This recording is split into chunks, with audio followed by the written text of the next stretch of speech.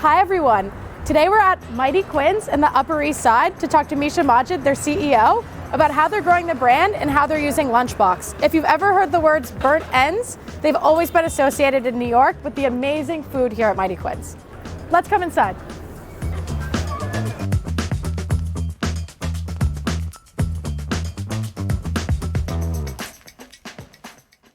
I'm Micha, co-CEO of Mighty Quinn's BBQ, and we are at the Upper East Side location. And in front of us is my favorite Mighty Quinn's dish, spicy chicken wings. They look very delicious. So, Mighty Quinns, how long have we been in business? What are we doing? Sure. How did we start? You want the origin story? No, tell me more. Okay, here's how we started. So, we're actually a pop-up in Brooklyn, weekends only. Okay. So, our pitmaster Hugh, he would pull up in Williamsburg, had a mobile pit hitched to the back of his pickup, and he was smoking briskets and pork. And at the time, I think there was like a lack of like authentic, legit barbecue, and it's one of those universally loved food categories. So when he flipped that pit open, the magical aromas just escaped, and the crowds came in droves. And we said, okay, this is interesting. Maybe there's something here. And then, so that was 2011, and then in 2012, we opened our first flagship location in the East Village. And there's three partners, myself, Chris, and Hugh. Okay. And so that was December of 2012, and then 3 months later, cover of the New York Times dining section, and then the whole world exploded, and I guess the rest is history in the making. 10 years? 10 years, That's yeah. amazing. Yeah, it's been fun. What was your first oh shit, what are we doing? What am I doing moment? I think everyone, whether they're starting a company or opening their first restaurant, has that they call their friend and they're like, I don't know what I'm doing moment. Yeah. Do you remember your first one? It was probably the night that the New York Times story came out, because I was still in hedge fund land. Okay. He was at the restaurant, and I got a text like, hey, we got this review, and he sent me the link. I'm like, oh, cool, pretty positive. Back to work, and later found out that was in Hugh's words, the Academy Awards of new restaurants, yes. right? And so the next day, lines down the block, we're running out of food at 7 o'clock. Oh, no. And it was just it was a huge learning curve, but obviously a welcome problem. And that was probably the oh-shit moment for all of us, because the pop-up markets were always crazy, just basically serving barbecue until you sold out every single day, right? Yeah. But the restaurant was more of the local community had to find you. There was less novelty involved with a brick-and-mortar restaurant. Yeah. But then boom, all this press hit, and it was just okay, barbecue's on the map. People are digging it, and we're in Manhattan, right? That was a new thing. Yeah. At least for us. You're not in Brooklyn anymore. We're not in Brooklyn. You're in the Big Apple. Yeah, everything gets a pass in Brooklyn, the artisanal this and very, very nuanced food categories. But in New York, in general, I think if you come with a broad category like barbecue, there's got to be some real teeth there. There's got to be some expertise and love that goes into it, and I think that all came together well for us. How have you come out of the pandemic so far? What are some things that you're looking forward to as a brand? What's your kind of growth plan for the next 3 to 5 years? And Sure.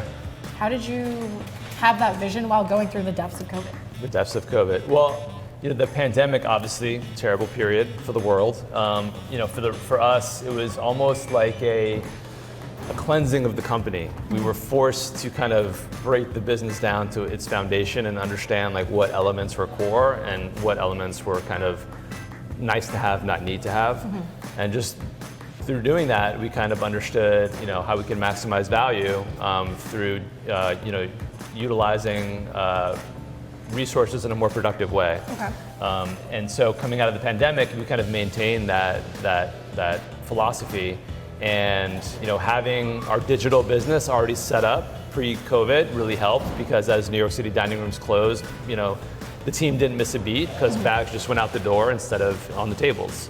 And as we all know, COVID really just kind of pulled forward a lot of demand trends. Yeah.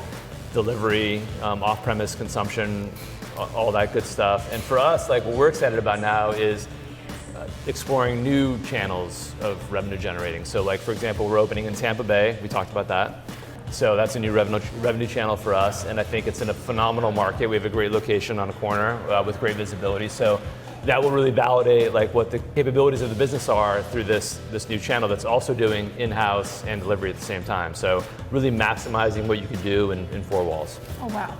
Do you have, when you're at MSG, for example, or you're at the Prudential Center, what's your personal go-to game food? Oh, personal go-to game food. Well, I mean, typically like football is a big barbecue food, right? People like eating with their hands. So wings, ribs, like these are like, you know, this is what crushes like on Super Bowl Sunday or even any football Sunday. Yeah. So I think like finger foods with football, I mean, what's more American than that, right? It's the 4th of July, it's a beautiful every Sunday. Exactly, it's a beautiful combination.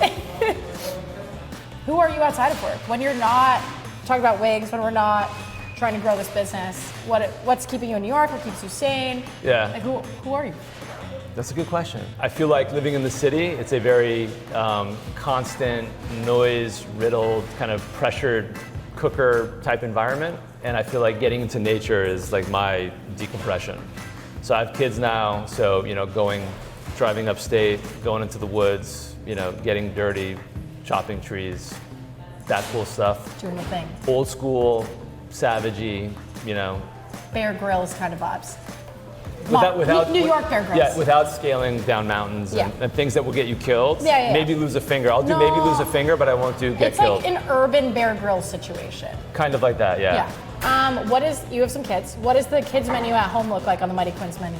So the kids, they have a couple favorites. Spare ribs and sweet potato casserole.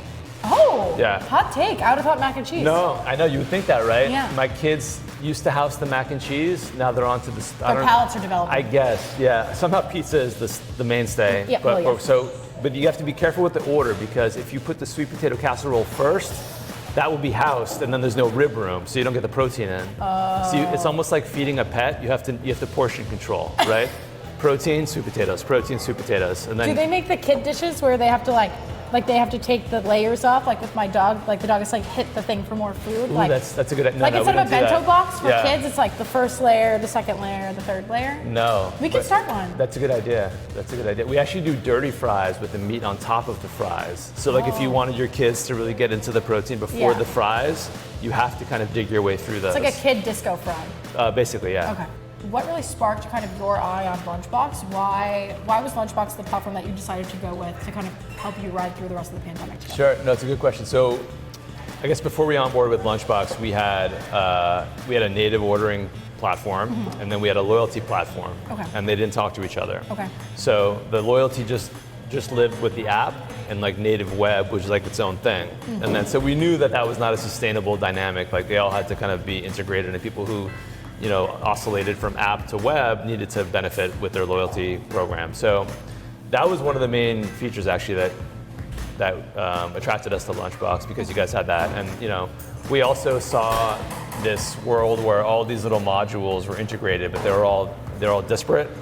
And Lunchbox had the functions that we needed. So app, loyalty, catering, web. So for us, it seemed like a natural transition to test a platform like that, versus dealing with all these different service providers that didn't necessarily talk to each other. Micha, thank you so much for chatting with us. Absolutely. I really, really can't thank you enough.